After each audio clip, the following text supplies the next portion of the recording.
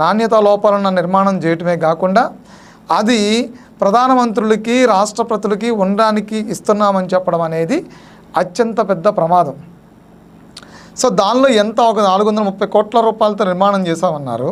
కనీసం అట్లీస్ట్ 100 కోట్లైనా ఖర్చు పెట్టారా లేదా? ఆ 430 కోట్లలోంచి 330 కోట్ల రూపాయలు పక్కదారిని పెట్టించారా? ఏం జరిగిందనేది అప్పుడు ఆ శాఖకు మంత్రిగా ఉన్నటువంటి ఆర్కే రోజా మీద ఇమ్మీడియట్గా సిబిఐ దర్యాప్తు చేయాలి. ఆంధ్రప్రదేశ్లో వేసే రెగ్యులర్ సిఐడి విచారణలో వీళ్ళ దగ్గర నుంచి వాస్తవాలు రాబట్టలేమనేది లిక్కర్ కేసు ద్వారా తెలుసుకున్నాం. ఏ సిబిఐ లాంటి ఒక దర్యాప్తు సంస్థ వస్తే తప్ప, ఈ స్వయం ప్రతి కలిగినటువంటి దర్యాప్తు సంస్థలు వస్తే తప్ప ఇందులో వాస్తవాలు బయటికి రావు.